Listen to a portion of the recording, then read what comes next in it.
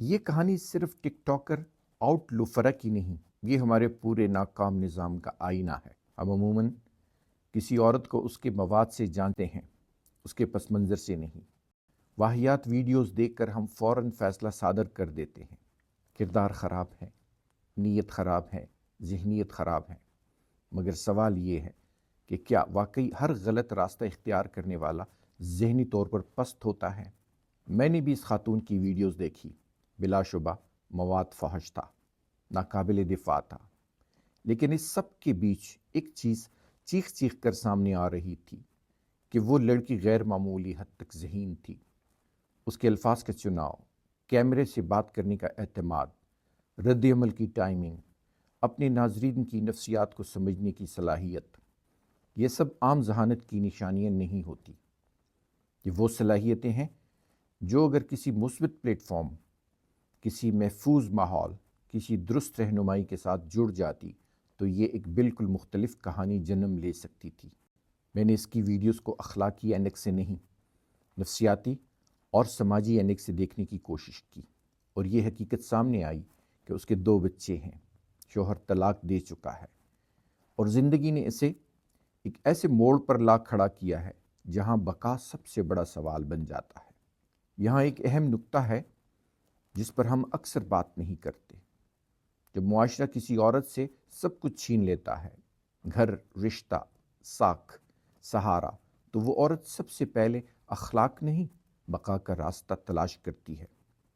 ممکن ہے یہ خاتون واقعی زیادہ ذہین ہو، اور عین ممکن ہے کہ یہی ذہانت ایک سخت پدرشاہی اور غیر لچکدار پٹھان گھریلو نظام میں اس کے لیے وبال جا بن گئی ہو۔ ہمارے ہاں سمجھدار عورت اکثر نافرمان سمجھ لی جاتی ہے، بات کرنے والی عورت کو بدتمیز، سوال کرنے والی عورت کو بد کردار، اور اپنی رائے رکھنے والی عورت کو ناقابل برداشت بنا دیا جاتا ہے۔ طلاق کے بعد ہمارے معاشرے میں عورت کے پاس کیا بچتا ہے؟ کچھ بھی نہیں۔ اس کے لیے تو اس کے والدین کا گھر بھی پھر اپنا نہیں رہتا، اور جب صحیح راستے بند ہو جاتے ہیں تو غلط راستے خود بخود کھل جاتے ہیں۔ یہاں اصل مسئلہ یہ نہیں کہ ایک عورت فحش مواد بنا رہی ہے، اصل مسئلہ یہ ہے کہ ہم نے ایک ذہین انسان کے لیے کوئی باعزت متبادل راستہ چھوڑا ہی نہیں۔ اور اس اجتماعی ناکامی کے اصل ذمہ دار کون ہیں؟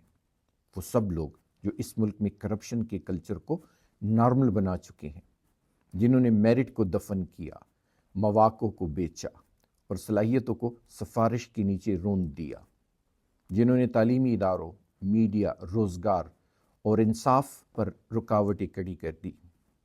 نتیجہ یہ نکلا کہ صلاحیت رکھنے والے لوگ یا تو ملک چھوڑ گئے یا اندر ہی اندر ٹوٹ گئے، اور کچھ مجبوراً ایسے راستوں پر چل پڑے جنہیں ہم بعد میں گالیاں دیتے ہیں۔ اگر یہ لڑکی کسی مثبت ٹریک پر ڈال دی جاتی، اگر اس کی ذہانت کو تربیت ملتی، اگر اسے ایک محفوظ اور باعزت کیریئر کا موقع ملتا، تو ممکن ہے آج وہ اپنے بچوں کے لیے فخر کی مثال ہوتی، اپنے معاشرے کے لیے ایک مضبوط کردار، اور اپنے ملک کے لیے ایک اثاثہ۔ مگر بدقسمتی سے ہمارے یہاں صلاحیت کی کوئی قدر و قیمت نہیں۔ یہ تحریر فحاشی کی دفاع نہیں، یہ ایک یاد دہانی ہے کہ جب ہم صرف انجام کو کوستے ہیں اور اسباب پر آنکھ بند رکھتے ہیں تو ایسی کہانیاں بار بار جنم لیتی رہیں گی، اور پھر ہم حیران ہوتے ہیں کہ ذہین لوگ غلط راستوں پر کیوں نکل جاتے ہیں۔